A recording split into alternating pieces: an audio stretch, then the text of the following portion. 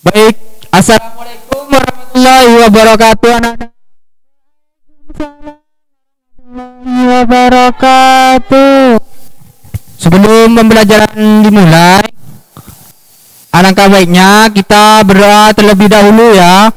Di sini Bapak akan menunjuk salah satu siswa yang ingin memimpin doa. Siapa di sini yang berani untuk memimpin doa? Angkat tangan.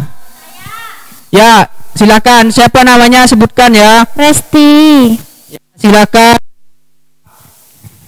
Baik teman-teman, sebelum pembelajaran dimulai,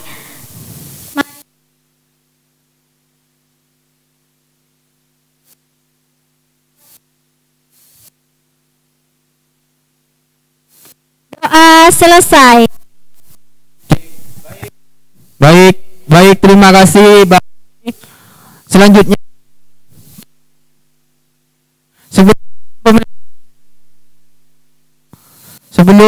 sebelum pembelajaran dimulai, akan terlebih dahulu ya. Yang pertama, Mbak Sari, ya, Resti, Eva, ya.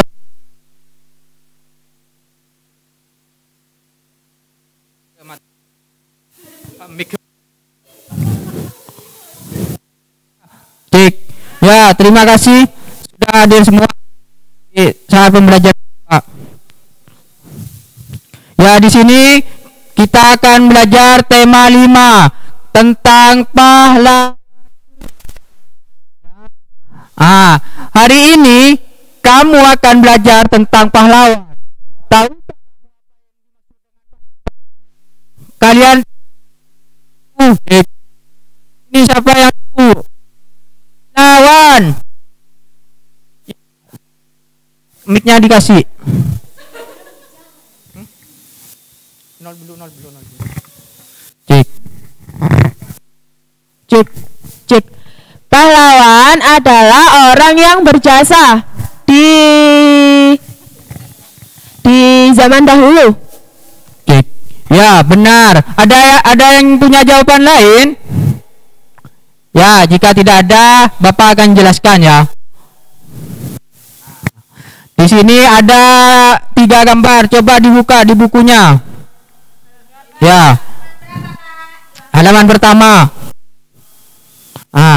Di situ ada 3 gambar. Yang pertama, gambar apa? Siapa yang bisa menyebutkan? Saya. Silakan, Mbak Resti. Yang pertama gambarnya teman-teman menjenguk temannya yang sakit. Ya, gambar yang apa yang kan? Di situ tertera itu hanya menanam bunga. Ya, benar. Yang ketiga, siapa? Cek. Membantu. Gambar yang ketiga yaitu ada teman yang sedang menolong temannya yang bukunya jatuh. Ya, jawaban kalian. Pertanyaan di bawah ini sudah dijawab sama teman-teman ya, sama bagaimana yang mengenai hal itu. Sangat baik. Ya, di sini ada cek. Di sini sudah ada sifat kepahlawanan yang ditunjukkan pada gambar di atas. Yang pertama, menjenguk teman yang sakit. Cek. Yang kedua di sini belajar dengan tekun dan sungguh-sungguh. Dan gambar yang ketiga yaitu menolong teman yang mengalami kesusahan. Ya, bisa dipahami? Bisa. Lanjut. Di sini Bapak akan menjelaskan pahlawan. Cek. Pahlawan adalah orang-orang yang sangat berjasa, berani, dan penuh pengorbanan bagi bangsa dan negara dan agama. Pahlawan juga orang yang sangat gagah, berani, juga mereka telah rela mempertaruhkan nyawa untuk mempertahankan kemerdekaannya. Jadi pahlawan di sini yaitu mempunyai sikap berani dan penuh pengorbanan untuk membela bangsa, negara, dan agama. Lanjut. Rasa cinta tanah air dan bangsa ditunjukkan dengan cara yang berbeda-beda. Perjuangan dilakukan oleh para pendidik yang mendirikan sekolah-sekolah rakyat untuk mencerdaskan bangsa. Perjuangan dilakukan juga oleh para diplomat yang berjuang menekan kedudukan pihak penjajah di meja diplomasi. Perjuangan dilakukan juga oleh para pengelola surat dan radio untuk membangkitkan rasa cinta tanah air dan mengorbankan semangat perjuangan kepada masyarakat. Bahkan perjuangan juga dilakukan oleh para seniman dan budaya melalui lagu-lagu perjuangan ciptaan mereka. Jadi rasa cinta tanah air dan bangsa ditunjukkan dengan cara yang berbeda-beda. Ada yang biasanya kalau peserta di sini hanya melakukan rasa cinta tanah air. Biasanya setiap hari Senin melakukan apa? Acara bendera. Ya, di sana hari Senin peserta didik melakukan rasa Cinta tanah air.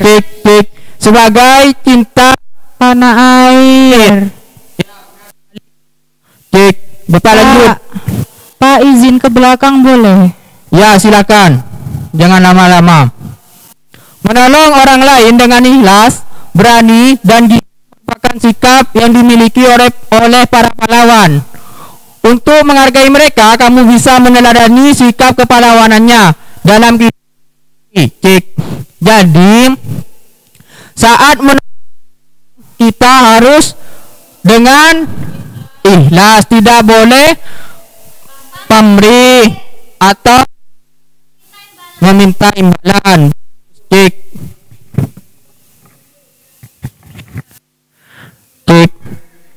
Lanjut. Bagaimanakah perjuangan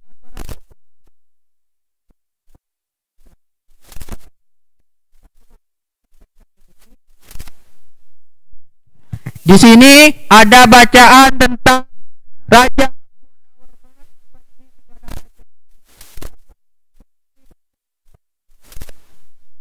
yang lain. Ya, Zair saja, Zair.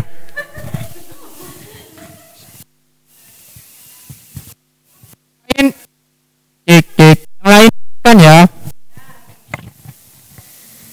Raja Purnawarman, Panji Kebudayaan Indonesia. Raja Purnawarman mulai memerintah kerajaan tahun 395 Masehi. Pada masa pemerintahannya, ia selalu berjuang untuk rakyatnya. Ia membangun saluran air dan memberantas perompak. Raja Purnawarman sangat memperhatikan kesejahteraan rakyatnya. Ia memperbaiki aliran sungai Gangga di daerah Cirebon. 2 tahun kemudian, ia juga memperbaiki dan memberindah alur sungai Cupu sehingga air bisa mengalir ke seluruh kerajaan. Para petani senang karena ladang mereka mendapat air dari aliran sungai sehingga menjadi subur. Ladang petani tidak kekeringan pada musim kemarau.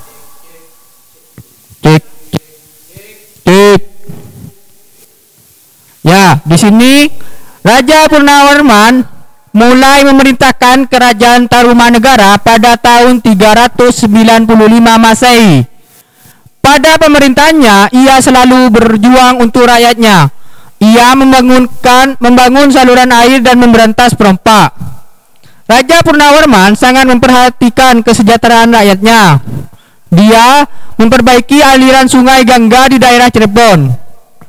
2 tahun kemudian, ia juga memperbaiki dan memperindah alur sungai Cupu sehingga air bisa mengalir ke seluruh kerajaan.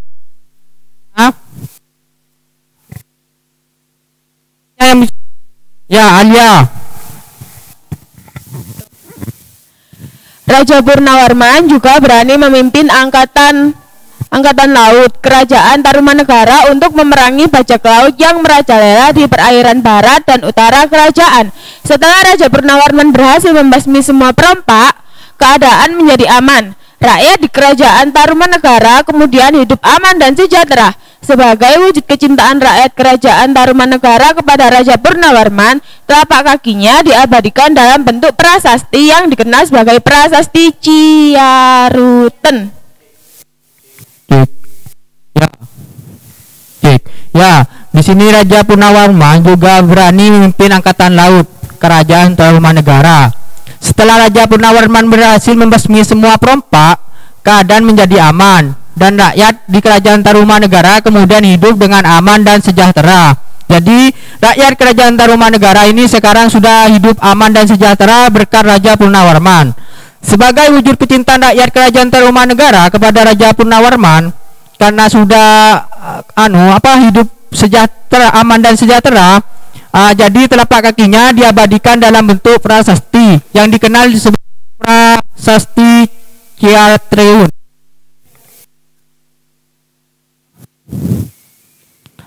Di sini ini adalah gambar Raja Purnawarman. Bisa dilihat di depan.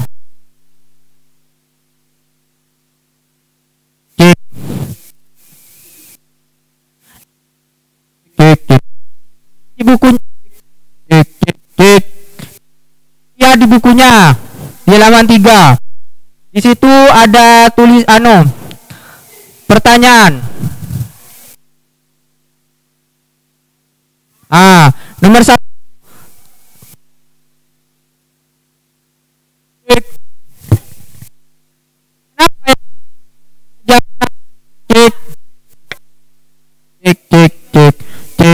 Ya, nomor 1 dilakukan oleh Raja Purnawarman. Bisa jawab. Angkat tangan. Ya, Umi silakan.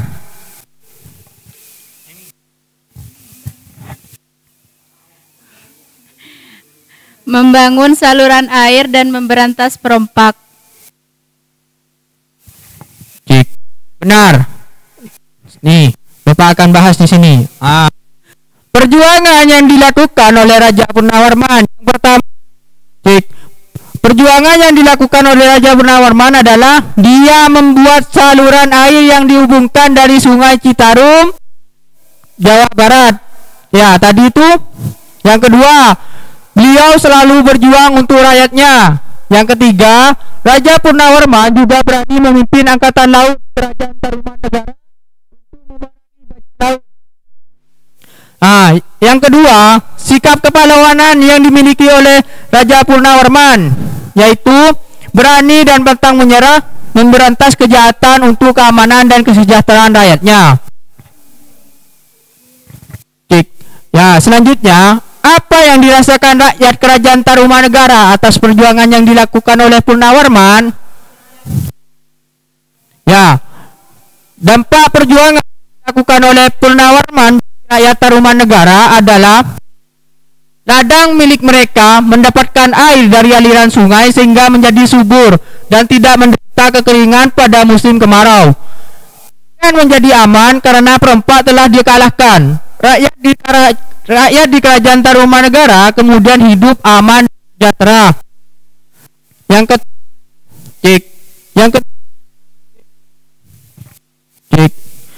Yang keempat yaitu Kerajaan Tarumanegara jika rajanya tidak memiliki sikap kepahlawanan. Ada yang tahu?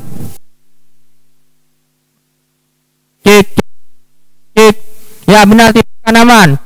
Jika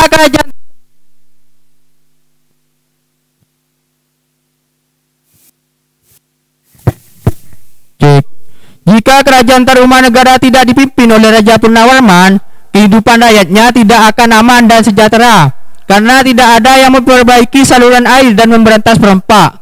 Tetapi mungkin saja akan ada tokoh lain yang melakukan hal tersebut. Ya, Matea, ini adalah candi Cangkuang. Nah, ini prasasti telapak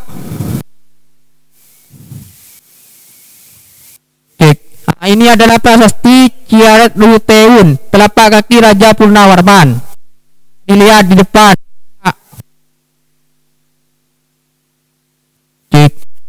Lanjut.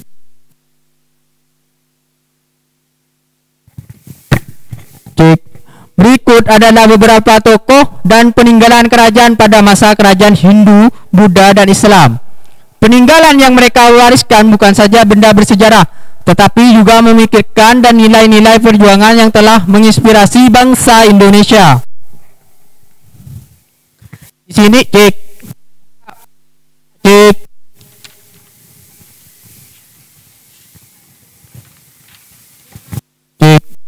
Ya. Buka bukunya halaman 5 ya. Di situ ada para pahlawan Indonesia. Pertama, Sultan Iskandar Muda dari Kerajaan Aceh. Yang kedua, Hasanuddin Ayam Jantan yang biasa disebut Ayam Jantan dari Jawa Timur. Kerajaan Goa, Talo, Makassar. Yang ketiga, Raja Balatra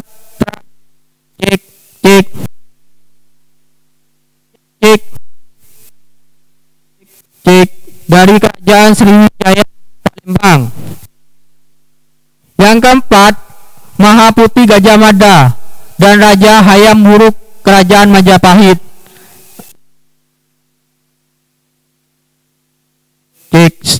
Yang gambar terakhir itu prasasti Ciaret Teun, peninggalan rumah negara dari yang ada di Bogor.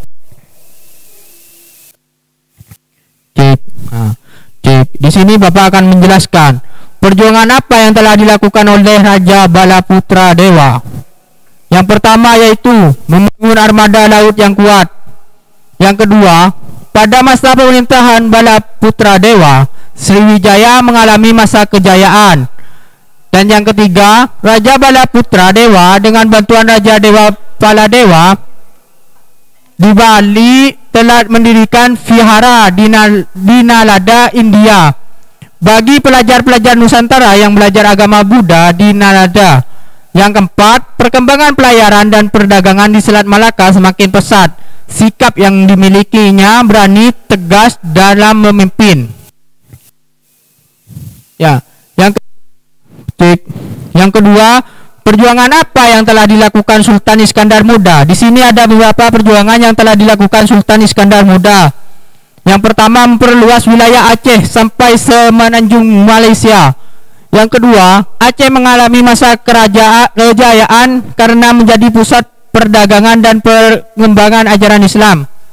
Yang ketiga, Sultan Iskandar Muda ini mempunyai sifat gigih, pemberani, dan rela berkorban.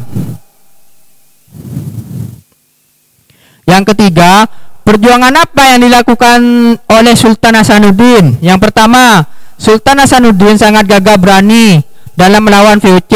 Yang kedua, beliau berani mengorbankan seluruh hidup, kesenangannya, serta kemewahannya untuk membela kehormatan bangsa dan negaranya. Yang ketiga, beliau membela kehormatan negara dan mempertahankan setiap jengkal tanah air dengan tetesan darah. Yang keempat, mempunyai sifat gigih, pemberani, dan rela berkorban. Ini gambar yang keempat. Perjuangan apa yang telah dilakukan oleh Gajah Muda Hayam Wuruk? Siapa yang bisa baca di depan? Silakan Mbak Resti. Perjuangan yang dilakukan oleh Gajah Mada dan Hayam Wuruk yaitu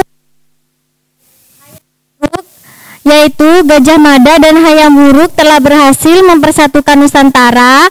Gajah Mada dalam mengembangkan tugas dan tanggung jawabnya baik tatkala masih menjadi prajurit, patih, hingga panglima perang. Dan yang terakhir, tatkala kerajaan Majapahit diserang oleh R.A. Kuti, Gajah Mada menyelamatkan Raja Jayanegara beserta keluarganya. Baik, terima kasih Mbak Resti. Sangat benar sekali. Di sini Gajah Mada dan Hayam Wuruk yaitu telah memperjuangkan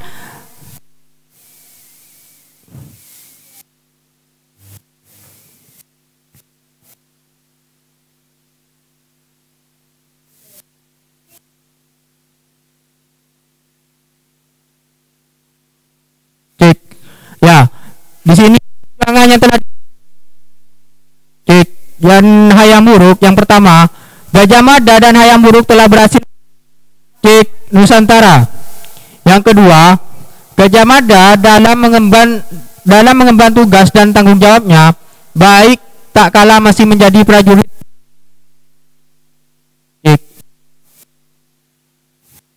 Yang ketiga, hadap sini semua.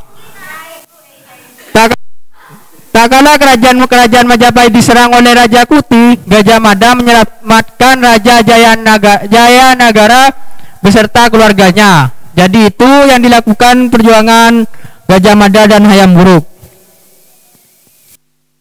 Selanjutnya di sini ada bacaan, yaitu Dayu sangat kagum dengan perjuangan Warman. Banyak yang telah dilakukan untuk rakyatnya. Sambil duduk-duduk di tepi kolam yang jernih airnya, Dayu masih Raja Purnawarman memikirkan jasa-jasa Raja Purnawarman, terutama tadi itu membangun saluran air untuk rakyatnya. Ya. Selanjutnya, ia berpikir pasti saluran tersebut sangat bermanfaat bagi masyarakat saat itu. Dayu terus berpikir sambil memandangi wajahnya yang terpantul di kolam. Tahukah kamu mengapa Dayu bisa melihat dirinya di air kolam? Nah, ya benar. Air kolam bisa memantulkan cahaya karena sifatnya cahaya itu dapat memantulkan. Di sini kalian akan belajar tentang sifat-sifat cahaya. Buka halaman selanjutnya.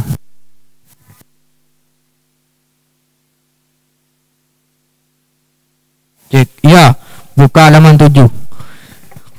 Di sini sifat-sifat cahaya. Yang pertama, cahaya merambat lurus. Nanti di sini Bapak minta kalian untuk melakukan percobaan di rumah. Ya. Caranya yaitu percobaan menggunakan 3 karton tebal dan lilin. Seperti di ini karton ada 3. Ini karton ada 3. Di depannya dikasih lilin, dan di tengah kartonnya posisi dikasih 3 lubang sejajar dengan cahaya lilin tepat di belakang lubang. Lalu perhatikan apa yang terjadi. Dan selanjutnya percobaan kedua, coba menggeser posisi setiap karton sehingga setiap lubang menjadi tidak sejajar, dan perhatikan perbedaannya. Jadi posisi pertama, lubangnya itu harus sejajar sama. Percobaan kedua, kartonnya itu digeser. Yang karton pertama di sebelah kanan, karton kedua sebelah kiri, sehingga tidak sejajar. Dan lihat hasilnya itu apa perbedaannya. Nanti ditulis ya. Yang pertama, sifat-sifat cahaya apa itu? Ya benar, cahaya merambat lurus. Yang kedua, selanjutnya cek cobaan menggunakan cahaya matahari atau cahaya senter. Di sini di rumahnya punya senter semua. Ya, nanti lakukan di rumah. Lalu gelas atau benda transparan atau bening. Benda-benda berwarna gelap dan benda bening tetapi berwarna. Letakkan peralatan seperti pada gambar. Arahkan cahaya ke tembok berwarna putih. Lihat di gambar ini. Jadi kalian memegang senter, di depannya gelas, dan di belakangnya itu tembok. Jadi nanti perbedaannya apa? Di sini kan ada perbedaannya, apa, gelas gelap dan sama gelas bening. Nanti perbedaannya itu apa? Nanti dia amati di rumahnya. Yang kedua, cahaya menembus benda. Lalu yang ketiga di sini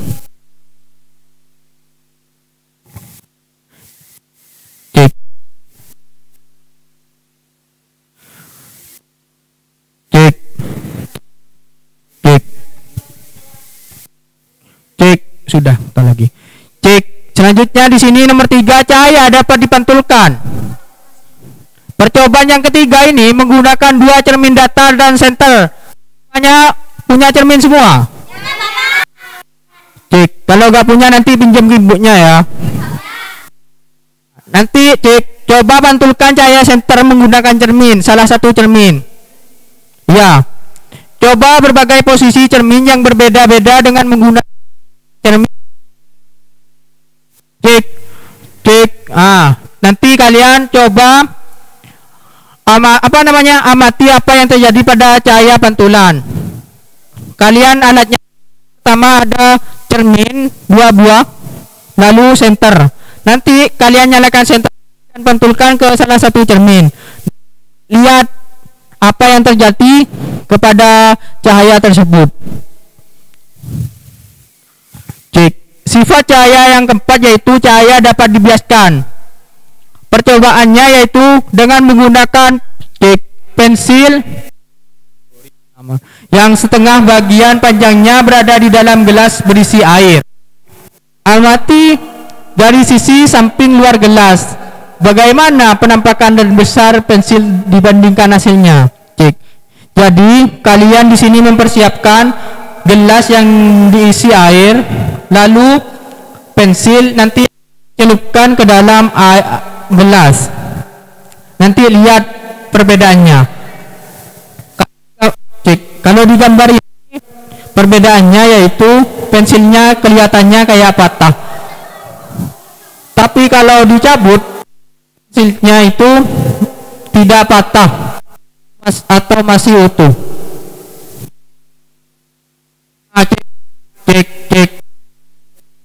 Cek, lihat di halaman terakhir. Di situ kalian tulis nama percobaan. Nama percobaannya itu apa? Percobaan pertama yaitu nama percobaan cahaya merambat lurus. Tujuan percobaannya di situ tulis juga. Percobaan pertama, mengetahui cahaya dapat merambat lurus. Yang ketiga, tulis alat dan bahannya. Misalnya kalau cahaya merambat lurus tadi alat dan yaitu 3 buah karton, 1 lilin dan korek api serta isolasi. Selanjutnya percobaan kedua sampai percobaan keempat kerjakan di rumah ya. Pertemuan ya Pak akan datang nanti. Cek ya.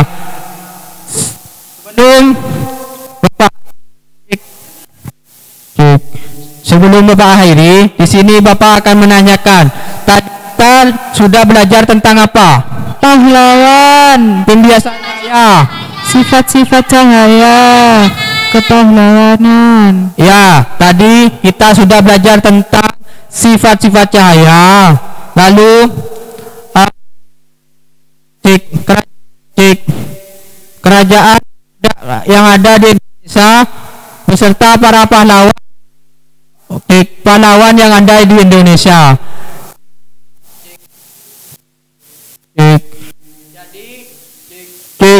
Jadi jangan lupa percobaannya dikerjakan. Ya. Iya Pak.